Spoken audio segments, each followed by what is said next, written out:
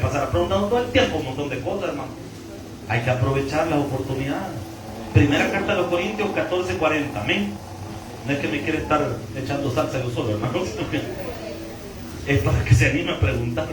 Primera carta a los Corintios 14:40. Pasa adelante, hermano, bienvenido. El orden dentro de la iglesia. De eso vamos a hablar esta noche. Primera carta a los Corintios 14:40. ¿Lo tenemos, iglesia? Leamos juntos la palabra de Dios en el nombre del Padre, del Hijo y del Espíritu Santo. Dice la Biblia: pero hágase todo decentemente y con orden. Padre, en el nombre de Jesús, te damos gracias, Señor, por lo bueno que tú eres. Te pedimos, Padre eterno, que tú nos hables al corazón. Te suplico, Señor, que sea usted dándonos sabiduría para entender el tema de esta noche, y que todos nos podamos ir, Señor, con una palabra en nuestro corazón, Señor, para servirle mejor a usted, porque a eso venimos cada jueves, Señor, a aprender cómo servirte mejor. Gracias, Señor, en el nombre de Jesús lo pedimos todo creyendo. Amén y amén. Puede tomarse asiento, hermano. El orden dentro de la iglesia. Debo decir que tristemente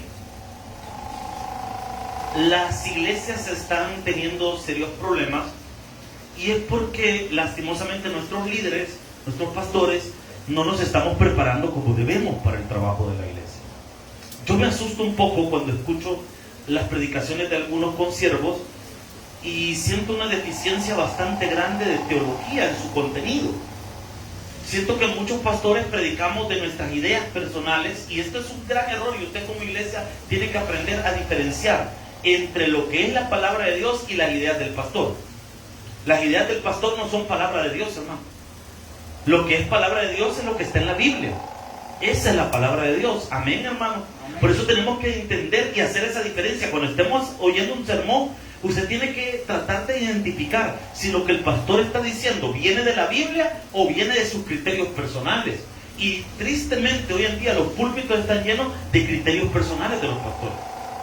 Hay cosas que a mí personalmente no me van a gustar, pero si la Biblia dice que así es, hermano. Aunque yo diga, no, pero es que esto a mí no me parece. Sí, pero la Biblia así lo dice, así lo enseña, y así tenemos que enseñarlo y creerlo. Pero lastimosamente hoy los púlpitos se llenan mucho de las ideas de los pastores, y la gente, sin darse cuenta, ya no está siguiendo a Dios, sino las ideologías que se transmiten a través del púlpito. A esa cantidad de ideologías nosotros en los seminarios teológicos le llamamos la teología de púlpito. Y la teología de púlpito son ideas que a los pastores se les ocurren, pero que no están fundamentadas en la palabra de Dios. Al final usted debe discernir entre lo que el hombre está diciendo en su carne y lo que viene de Dios. Y lo que viene de Dios siempre va a estar fundamentado en la palabra. ¿Me está siguiendo, iglesia? Y todo lo que tenemos que escudriñar nosotros tiene que venir de la palabra. Por eso hay que estar muy atentos a lo que los predicadores enseñamos, porque algunos en algún momento podemos volar bajo y estar enseñando no la Biblia, sino nuestras ideas personales, y a eso hay que tenerle mucho cuidado. Por eso me interesa que usted tenga criterio bíblico, hermano. Criterio bíblico. ¿Qué significa eso? Que todo lo vamos a cuestionar con la Biblia. Pero no lo cuestionamos por incomodar al predicador o incomodar al líder, al coordinador. Lo cuestionamos para aprender. Hay gente que cuestiona para molestar y hay gente que cuestiona para aprender. Usted tiene que ser de las personas que cuestiona para aprender, porque usted quiere entender lo que le están diciendo a través de la predicación. ¿Me está siguiendo, iglesia? Los jueves vamos a estar hablando acerca de cuestiones propiamente de cómo funciona una iglesia, porque me interesa que usted conozca cómo funciona una iglesia a través de la Biblia, o qué dice la Biblia a través de esto. El orden dentro de la iglesia es importante. Yo sé que hoy en día, lastimosamente, hay muchas iglesias que no tienen orden. Y cuando hablo de orden, no estoy hablando solo de que la iglesia se vea ordenada, que las cosas estén en su lugar, sino que estoy hablando de la forma en la que funciona la iglesia. La iglesia tiene que tener un orden, y ese orden debe estar por escrito para que todos estemos enterados de cómo funciona la iglesia. Mire, hay iglesias, hermano, que usted se congrega un día y al siguiente día lo ponen a servir. Así. No, pero pastor, ¿y aquí por qué tanta cosa que hay que congregarse 3 meses? O sea, hay una iglesia donde tienes y solo llegué el domingo y ya me están diciendo en la tarde se puede llegar a servir. Y entonces, así, mira, así es más chivo. Eso se llama desorden. Eso es desorden. ¿Por qué? No, pero pastor, ¿y por qué si cerrar la oportunidad? Vale, le voy a decir lo que va a pasar en base a las experiencias que uno tiene por los años.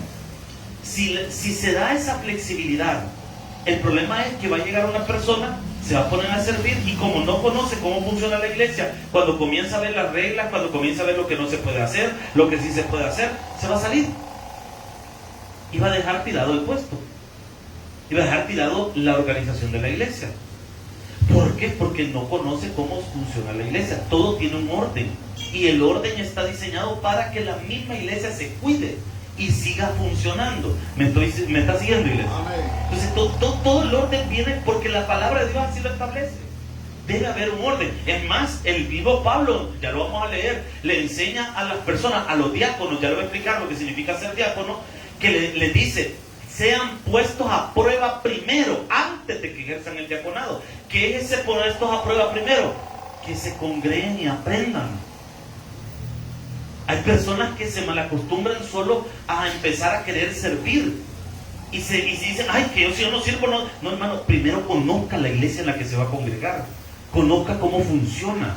Conozca sus pros y sus contras, para que usted a la hora de sumarse a esa iglesia, usted tome la decisión y se vuelva parte de esa iglesia y eche raíces en esa iglesia. Porque mire, usted no lo puede ver así nomás, pero usted en una iglesia se vuelve una pieza clave, no indispensable, porque indispensable es solo Dios, hermano, pero usted se vuelve una pieza clave.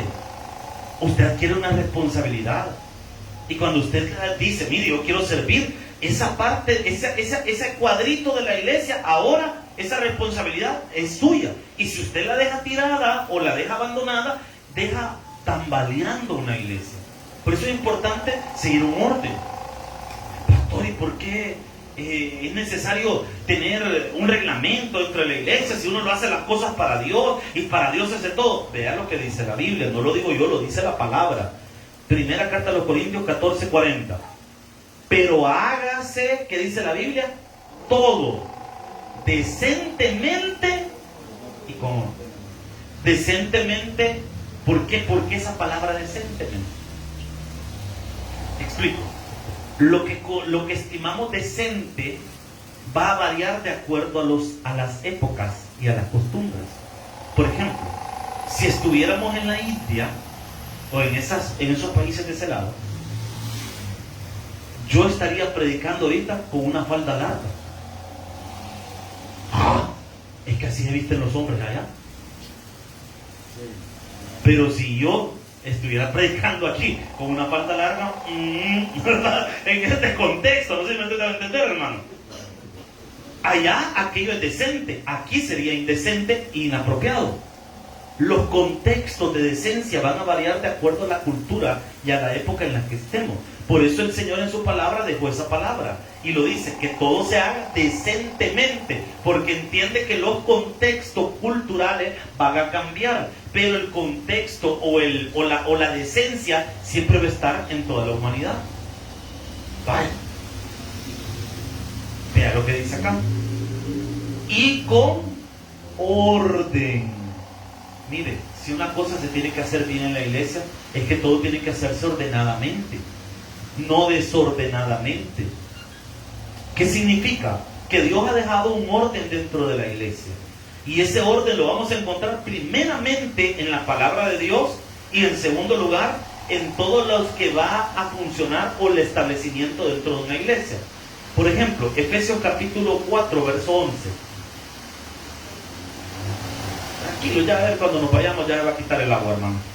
Vamos a estar tranquilos ya. Aparte estaba muy helado, hermano, ¿verdad? Ya necesitábamos que refrescar un poquito. Efesios 4:11. Aquí estamos delante de lo que se conoce como los 5 grandes ministerios, o los 5 ministerios esenciales. Teológicamente así le conocemos a esto, los 5 ministerios esenciales. De estos ministerios se van a desarrollar los subministerios dentro de una iglesia. usted va a ver, por ejemplo, usted no va a encontrar en la Biblia que diga el ministerio de acomodación. No existe en la Biblia, no lo va a encontrar. Pero y por eso diríamos que no existe un ministerio de acomodación. No, por supuesto que no lo podemos decir así. Y entonces, ¿cómo funciona? Ya le voy a explicar. Efesios 4:11. Y él mismo, o sea Dios, constituyó a unos apóstoles, a otros profetas, a otros evangelistas, a otros pastores y maestros, a fin de perfeccionar a los santos para la obra del ministerio, para la edificación del cuerpo. Vale, explico. Estos son los famosos 5 grandes ministerios. El primero de estos ministerios es el ministerio apostólico. Para ser apóstol, una persona tendría que haber sido testigo de Cristo durante su ministerio terrenal y durante su resurrección. La palabra apóstolo significa enviado. Entonces, ¿cuántos apóstoles tenía Jesús? 12, exactamente. Discípulos, muchos, multitudes. Pero apóstoles, 12. Estos 12 fueron comisionados por Cristo para predicar la palabra de Dios y enviados a la edificación de las iglesias. Ahora, aquí hay un detalle. La pregunta que estará en el aire probablemente: ¿podrían haber apóstoles en la época actual? ¿Bíblicos? No. ¿Como enseña la Biblia que deben de ser? No. ¿Por qué? Porque es físicamente imposible. ¿Y por qué es físicamente imposible? ¿Cuáles son los requisitos para que alguien sea apóstol? Haber andado con Cristo en su ministerio terrenal y haber visto al Cristo resucitado. ¿Hace cuánto tiempo vino Jesús? 2026 años atrás, aproximadamente. ¿Conoce usted algún viejo de 2000 años? No. Entonces todos los que vieron a Jesús físicamente están muertos. Los que vieron al Cristo resucitado ya no están con nosotros. Entonces no hay apóstoles. Pero ¿y entonces el ministerio apostólico se terminó? No, porque el ministerio apostólico continúa a través de la enseñanza de los apóstoles. ¿Y dónde está la enseñanza de los apóstoles? Usted la tiene en la mano, en la palabra de Dios. Ahí está la enseñanza de los apóstoles. Los profetas.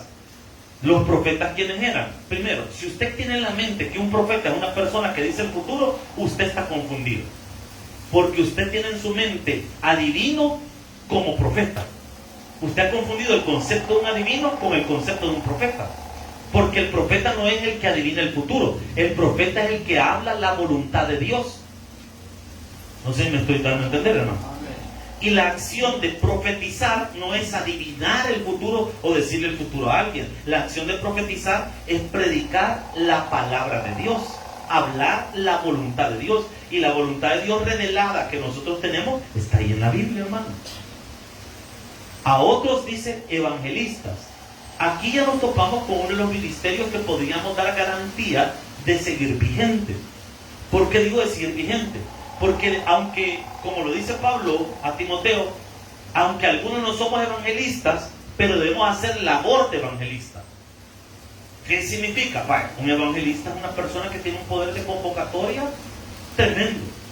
Y Dios le presta los oídos de multitudes a los evangelistas. Podríamos hablar de la época pasada de un Billy Graham. Si yo hago una convocatoria ahorita en un estadio, el chiste se cuenta solo, ¿va? Porque imagínese que me cuesta que usted venga al culto, hermano. ¿Por qué? Porque no soy evangelista. Yo soy pastor. Dentro de estos ministerios el mío es el del pastor y maestro. Entonces yo no puedo, yo no tengo esa capacidad de convocatoria. Y mire, ahí es donde usted puede ver el llamado de alguien. Porque usted le pregunta a estas personas, y mire, ¿y usted cómo hace? No, si yo solo llamo al pongo que vamos a poner y ahí la gente viene. Y así es fácil, sí, así es fácil. Hágalo usted, no me sale. ¿Y por qué no le sale? Porque no es tanto la capacidad de la persona, es el don de Dios que le ha dado y el ministerio que Dios le ha entregado.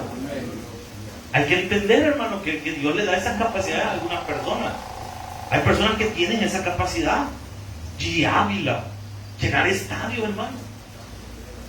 Un Dante Gebel, tiene esa capacidad, hace un evento, ¡pum!, se llena. Pero algunos de nosotros no tenemos, y está mal, o sea, estoy mal yo porque no puedo hacer eso. No, hermano, solo hay que entender que los llamados son distintos. Hay personas que Dios les ha llamado a ser evangelistas y tienen ese fuego de Dios para poder hacer esas cosas. Por ejemplo, si nosotros queremos hacer una campaña en el parque, por decirlo algo, aquí en la cancha, y queremos poner sillas y todo, ¿a quién tenemos que buscar? Busquemos a alguien que tenga este don para que predique. No sé si me estoy entendiendo. Es que esto es como cuando uno va al médico. Está el médico general y están los especialistas. Y hay ocasiones en que los médicos tienen que reconocer que eso que está pasando a alguien no lo pueden ver ellos. Esto lo tiene que tratar otro, que esa es su especialidad. Y después dice acá, a otros pastores, y aquí tenemos otro detallito de Reina Valera de traducción. Porque aquí dice pastores y maestros, pero aquí debe ser pastores o maestros. ¿Por qué el y el o? Explico. Cuando hablamos de pastores y maestros, aquí pareciera que estamos hablando de dos cosas diferentes, aunque no es del todo así. Por eso es mejor el o. ¿Por qué? Porque todo pastor debe ser maestro, tiene que enseñar. O sea, si alguien al predicar no haya que decir y se pone a hablar de su vida, de que salió a viajar, de que le regalaron un volado, y todo el sermón se llenó de una ilustración y 1000 ilustraciones, entonces no está enseñando, solo está rellenando el tiempo. ¿Qué es enseñar? Lo que estamos haciendo aquí. Vamos versículo por versículo explicando que esto es por aquí, que esto viene de allá, que esto significa tal cosa, porque todo pastor debe ser un maestro. Pero no todos los maestros necesariamente son pastores. Hay personas que Dios las ha llamado al ministerio de la formación y son excelentes maestros, pero no tienen quizás la capacidad que se necesita para el trabajo dentro de una iglesia, porque ser pastor no cree usted que es sencillo. Estar tratando con una congregación es bien complicado. Mire, a mí me encanta cuando me invitan a predicar, porque uno tira la tarrayaza y toda la mara la aplaude. Mire, si uno puede decir hasta lo más trivial, pero como es alguien de afuera, la gente, aleluya, cómo nos habló Dios, ¿verdad? Y uno se va. El que queda sembrado es el prójimo que está ahí, o que tiene que dar explicaciones y quedarse ahí. Pues sí, que eso así es. Edificar la congregación no es fácil. Imagínense que yo predico, quiero ver, lunes, miércoles, jueves, viernes, domingo 2 veces. Quiere decir que predico 6 sermones a la semana. 6 sermones a la semana, que los 6 sermones tienen que ser diferentes, con temas diferentes, con relaciones diferentes, por año. No es que no es de cualquiera, no quiere su valor. Pero ¿qué es eso? Es el llamado que Dios le hace a cada uno. Es el llamado que Dios, mientras que un maestro puede dar la misma clase durante años. Y no hay problema, porque lo que van a variar son los alumnos, pero la clase va a ser la misma. Pero aquí, la clase tiene que ser diferente todos los días. Si no, se va a aburrir. Imagínense que el mismo sermón del lunes lo estuviéramos predicando toda la semana. Ya te diré, ¿para qué me puede decir lo mismo? Va a decir. No sé si me estoy dando a entender o no. Entonces, tiene su arte. ¿Y quién ordenó así la iglesia? Dios. Y de estos ministerios se desprenden los subministerios. Y ahí es donde entran todos los ministerios que conforman una iglesia para poder funcionar. Y de estos subministerios se desarrollan obviamente los cargos. ¿Y qué son los cargos? Las personas que van a coordinar cada una de estas áreas. ¿Y dónde lo encontramos eso? Primera carta a Timoteo, capítulo 3, versículo 1. Acompáñame por favor. Inicialmente la iglesia solo tenía 2 cargos. Bíblicamente la iglesia solo tenía 2 cargos, o tiene 2 cargos. Bíblicamente solo hay 2, pastores y servidores. No existe otro. Obviamente por cuestiones de lógica, de coordinación, de dirección, pues también se crearon otros cargos dentro de la iglesia, ¿verdad? Ahí donde se fueron los líderes, donde se desprendió el diácono del servidor, pero originalmente, y siendo estrictos y fieles a la palabra, solo hay 2: pastores y servidores en general. ¿Qué dice la palabra? Versículo 1. Primera carta de Timoteo 3:1, lo tenemos. Palabra fiel, o sea, aquí no hay doblez. Si alguno anhela, ¿qué dice ahí? Vale. ¿Por qué dice obispado y no dice pastorado? Porque aquí estamos delante de otro problema de traducción. Cuando los traductores se topan con una palabra que no la pueden traducir del todo, la contextualizan. ¿Qué es lo que hace? Por ejemplo, la palabra aquí en el griego es episcopo. Y episcopos se traduce como un vigilante. Pero vigilante en nuestro idioma, ¿qué es? Una persona que cuida una puerta. Entonces aquí el traductor se ve con un problema. Porque si le pone la palabra vigilante, ¿qué vamos a entender todos nosotros? Que está hablando del Señor con la escopeta que cuida la puerta. Entonces dice, pero tampoco le puedo poner pastor porque la idea de ahí es más amplia. Entonces, ¿qué hace? La pone tal cual. El que anhela obispado, esa es como la transliteración de la palabra episcopos, buena obra desea. Entonces, ¿por qué no deja esa palabra así? Para que usted y yo después vayamos al diccionario y vayamos, obispado, ¿qué es? Avispado tal vez sí, va que sea chispa, pero obispado, ¿qué es? La acción del episcopos es el que vigila, pero no es un mero vigilante como tal, sino que es alguien que va a vigilar que las cosas funcionen bien dentro de la iglesia. Lo que nosotros le llamaríamos en nuestro contexto el pastor titular de la obra. Es decir, el pastor que se encarga de hacer los pagos, de andar viendo que los ministerios funcionen, de predicar la palabra, de ayudar a los hermanos. Todas esas labores las va a hacer esta persona. Por eso se le llama, bueno, y por eso es que incluso en la teología de la Iglesia Católica, el obispo es un alto funcionario de la Iglesia Católica. Ahora, vea lo que dice acá. El que anhela pastorado, pongámoslo así para que lo entendamos mejor, buena obra desea. Pero es necesario que el obispo, es decir, que el pastor, sea como dice la palabra. La palabra irreprensible en el griego es anapileptos. Y anapileptos quiere decir una taza que no tiene oreja. ¿Cómo así? Es decir, que no hay de dónde agarrarlo. O sea que al pastor, en pocas palabras, la Biblia le está poniendo que sea una persona que no tenga clavo, pues, que no tenga cola que le pisen. Esa es la idea. ¿Y en qué debe tratar de cuidarse el pastor? Dice ahí, marido de una sola mujer. Ahí tenemos el primer requisito. El pastor no puede tener amante. No puede tener 2 mujeres. Ni 3, ni 4, ni 5. No es que ese buen pastor, unas 6 merece. No, hermano. Una sola. ¿Por qué? Porque la idea es que él debe cuidar su matrimonio. Porque ¿cómo va a cuidar de la iglesia si no puede cuidar su matrimonio? Es lógico. Y dice la palabra, sobrio. ¿Qué significa sobrio? Que no se la pique, hermano. Los pastores estamos mandados a ser personas que tengan los pies en la tierra. Amén. Si usted conoce a un pastor que se cree la mamá de Tarzán, que vuelva a leer 1 Timoteo capítulo número 3, versículo 2. Amén. Prudente. ¿Por qué la prudencia? Porque trata con personas. Y para tratar con personas no debe ser prudente. Porque la imprudencia puede arruinar una iglesia. Decoroso. ¿Qué significa decoroso? Que es respetuoso a la cultura y al orden moral de un contexto preciso. Es decir, yo no voy a hacer algo que culturalmente no sea permitido. Eso es bien importante. ¿Por qué? Porque a la hora de trasladar el mensaje hay que entender que nosotros vamos a respetar los contextos de los lugares donde llegamos.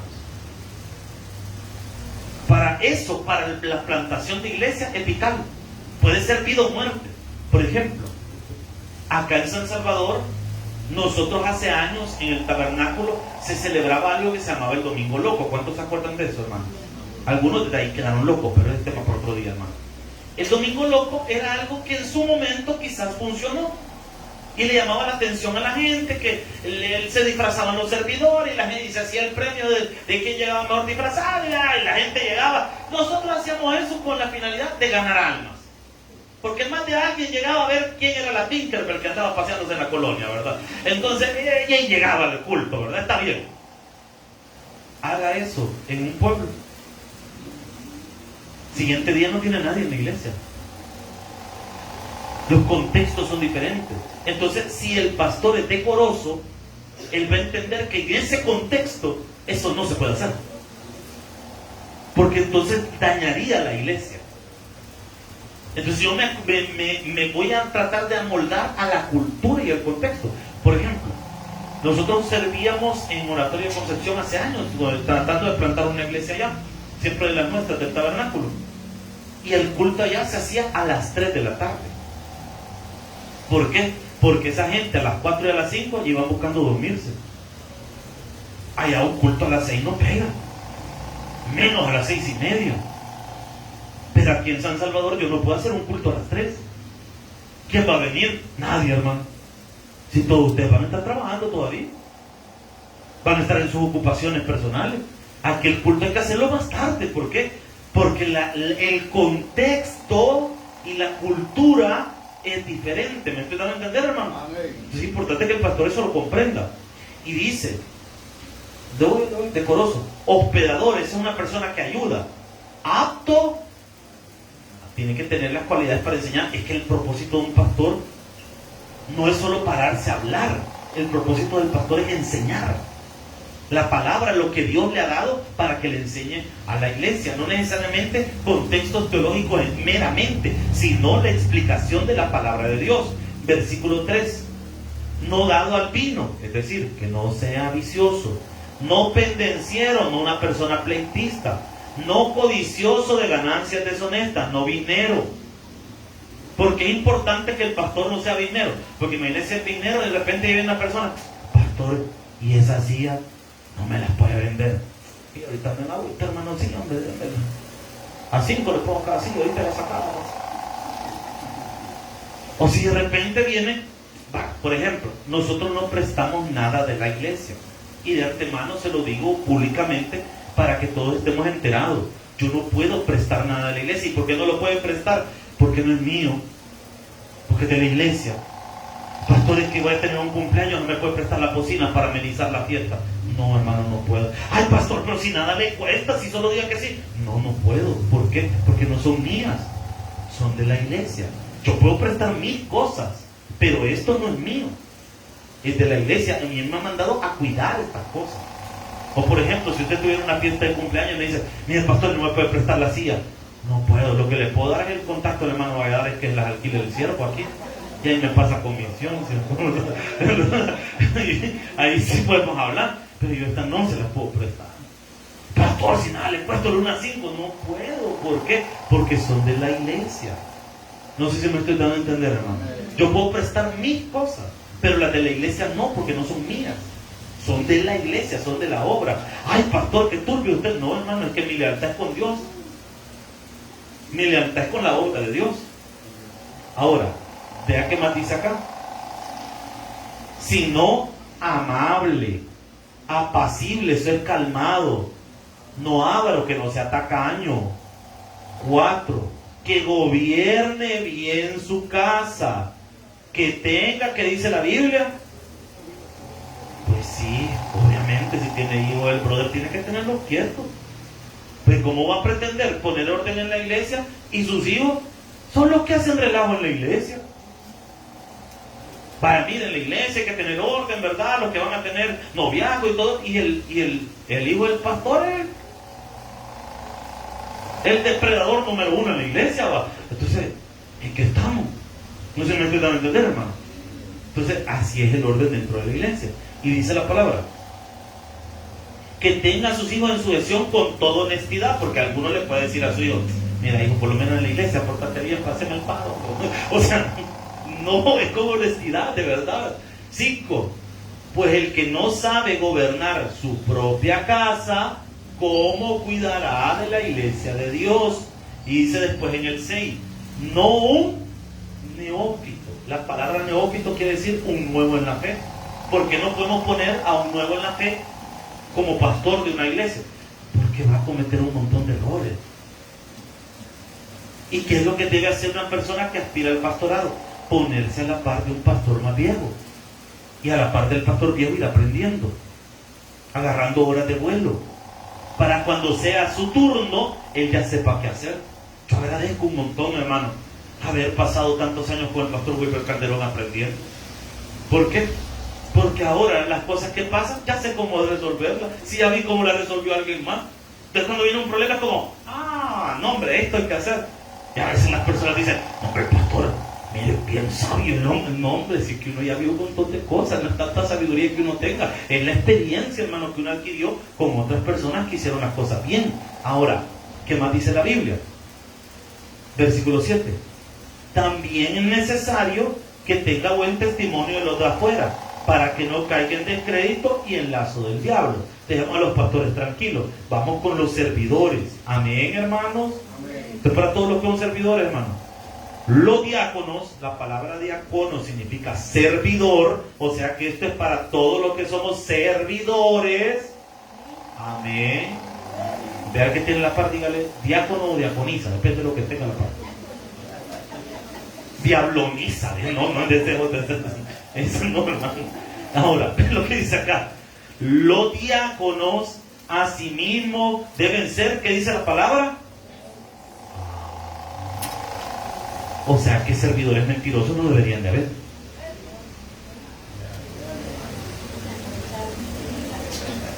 Sin doblez, o sea que con doble vida no se puede. No dados a mucho vino. O sea que tampoco los servidores deben ser viciosos. No, pero no a mucho, o sea que poquito siempre. No, hermano, no. Es que no debe ser vicioso. No codicioso de ganancias. O sea que tampoco debe ser vinero el hermano. Padre, mire, hermano, hagamos algo. Usted invíteme un café y yo le guardo su puesto. No, mire, hermano, es que mire, hagamos un paro. Si me pasa $3 semanales, yo le puedo apartar siempre su silla. Yo vengo temprano, hermano. Yo vengo a la intersección, yo ahí me acuesto, mire, y le puedo apartar todas las sillas a usted.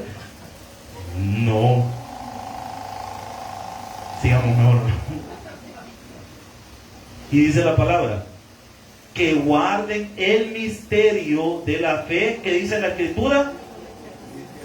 O sea que si usted es servidor, estamos entendidos que usted hace las cosas con Dios y con su conciencia limpia, bajo el entendido que usted le sirve a Dios de verdad, de corazón. Y dice la Escritura, versículo 10, estos también se han sometido a prueba primero. Ahí está. ¿Usted cree que ese periodo de tiempo que le despedimos a nosotros, a los hermanos, entre que empezaron a venir y para que empiecen a servir, me lo he sacado de la manga? No, hombre, hermano, si primero hay que observarlo. Puesto a prueba primero. Y entonces, es decir, si se portó bien y hizo las cosas bien, entonces ejerzan el diaconado. Si son, ¿qué dice la palabra? Si no les hallamos clavo. En la napileptop de nuevo. Versículo 11. Las mujeres, es decir, las servidoras, ¿cuántas servidoras están en la iglesia? Las servidoras, las diaconisas, sean, ¿qué dice la Biblia? Honestas, decir, no mentirosas. No, ¿qué dice la Biblia? No deben haber servidores chambrosos, ni servidoras chambrosas. ¿Y por qué quedaron callados ahí, hermano? Qué rápido se delatan ustedes, hombre. ¿Dónde voy? Espera, estaría muy perdido. Si no sobria, que no se la piquen. Si usted conoce servidoras que se la piquen, léales 1 Timoteo o 3:11.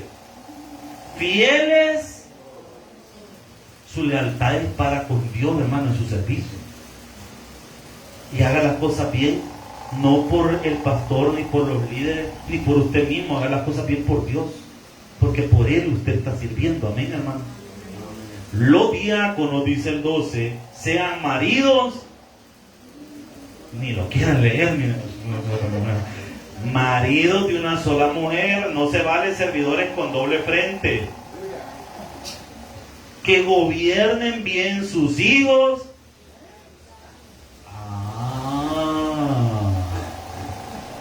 ¿Y cómo es que el hijo del servidor es el que más relajo hace? Pan para nuestro matate, hermano. Y dice la palabra, no lo digo yo.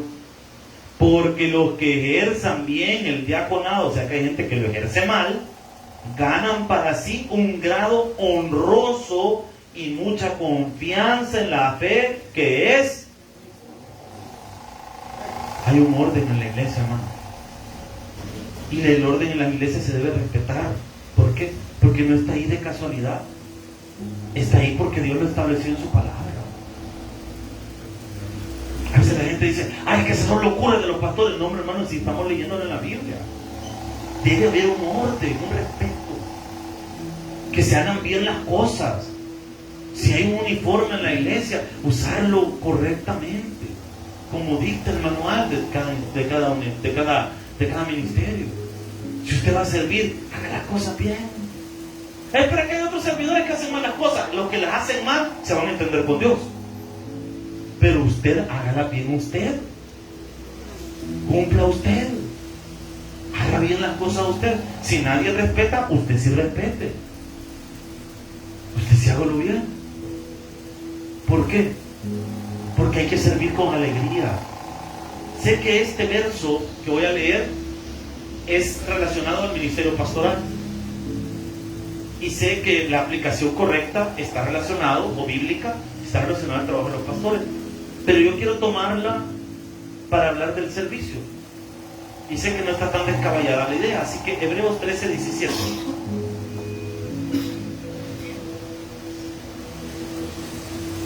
Este versículo a mí me gusta leerlo bastante,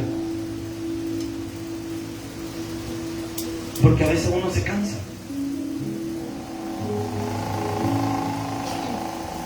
Bueno, yo soy profesional. Yo podría estar haciendo otras cosas, pero le he dedicado mucho tiempo al ministerio. Y a veces uno se desanima, fíjense. Pasa. Cuando de repente veo que hay pleitos en la iglesia. Cuando de repente veo que, hermano, que nos peleamos por unas cosas que hoy, ¿por qué no? ¿Por qué no le revientan esto? ¿Y por qué no arreglan las cosas de la manera de que escupa primero? No, de hablando en serio. Digo, ¿por qué no hablan o por qué no arreglan sus problemas personales? Tranquilo. Y a veces me ponen que me mire que digo, yo digo, a veces uno entra como, ¿y por qué estoy aguantando todo esto?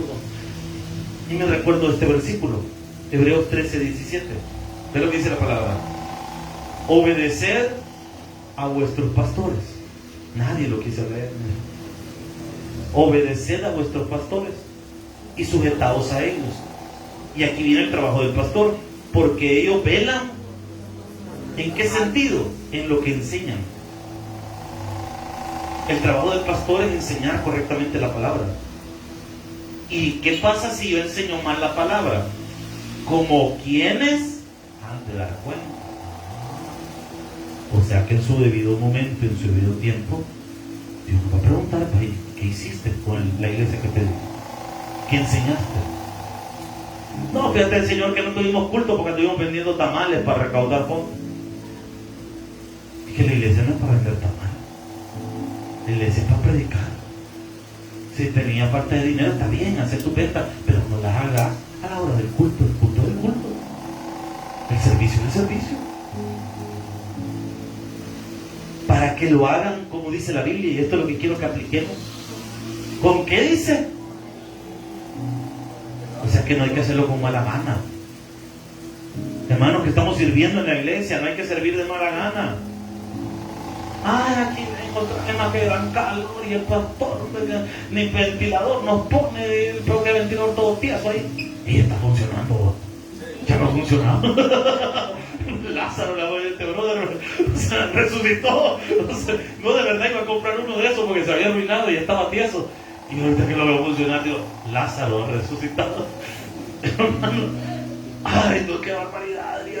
¿Por qué tanta cosa, tanto problema? ¿Qué dice la Biblia? Para que lo hagan con... Y no, ¿qué dice la Biblia? ¿Cuánto nos pasamos quedando? Ay, no, es que lo yo siento. Es que a mí me dice la hermana. Es que a mí me ponen. ¿Y por qué a mí? Para que lo hagan con alegría, no quejándose. Porque esto no es. Debemos respetar la iglesia. Debemos trabajar en la iglesia. La iglesia no es juguete de nadie. Los creyentes sumamos para edificar una iglesia. Lamentablemente hoy en día ese concepto de edificar una iglesia la gente no lo comprende. Todos queremos llegar a una iglesia donde que ya tenga todo listo.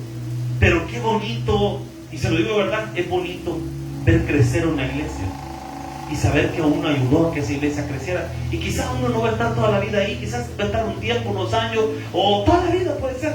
Pero qué bonito llegar y ver, esto lo hicimos entre todos. Por ejemplo, hace poco tuve el privilegio de ir a predicar a San José Montañita, una de las iglesias con las que empezamos a servir. Y ahora ver la iglesia grande, bonita, con aire acondicionado, con todas las cosas. Y qué bonito, uno se siente orgulloso y dice, qué bonito fue el tiempo que estuvimos aquí ayudando. Pusimos nuestro granito de arena para que esto esté así. Hermano, edifiquen su iglesia. Sirva sus dones, lo que Dios le ha dado a usted va a servir en esta iglesia, hermano. Dios por algo lo ha traído a usted. Y sírvale a Dios con alegría, no con tristeza. Hágalo con gozo, no quejándose, y veremos la mano de Dios en nuestra vida. Un fuerte aplauso al Señor. Vamos a orar. Padre, gracias, Señor, por esta enseñanza de esta noche. Gracias, Padre, por hablarnos al corazón. Gracias, Señor, porque tú siempre tienes una palabra para nosotros. Gracias, Señor, porque hoy nos has hablado que tenemos que aprender a tener paciencia, a esperar, a edificar la iglesia. Señor, qué hermoso es poderte servir a ti, Señor. Qué hermoso es estar en tu obra, Señor. Y qué hermoso, Señor, es poder estar aquí en la iglesia, Señor, sirviéndote, haciendo cosas para ti, Señor. Qué hermoso es poder venir a este lugar, Señor, y poder decirte, Señor, te vine a servir, Señor. Señor, qué bonito es terminar un culto y poder decir, Señor, lo hice para ti, Señor. Yo intenté servir, Señor. Toma hoy nuestro esfuerzo, nuestro sacrificio, Señor. Y que a su tiempo, mi Dios, podamos cosechar lo que hoy estamos sembrando, Señor. Gracias, mi Dios, por esta bendición que hoy tenemos, Señor, de estar aquí. Llévanos con bien a nuestros hogares, Señor. Permítenos llegar en paz y tranquilidad. Y a los que vamos a hacer otras cosas más, ayúdanos, Señor. Ayúdanos, Dios. Gracias, Padre. Llévanos con bien, Señor. Oramos también por los amigos, por los que no conocen a Jesús. Si hay alguien de nosotros sin Jesús, para que hoy les reciba. Hoy estamos haciendo el llamado. Señor, bendito sea tu nombre. Gracias, Dios. Gracias, Señor. Bendito seas. En el nombre de Jesús lo pedimos todo creyendo. Amén y amén. Regálale palmas al Señor. Dios me le bendiga.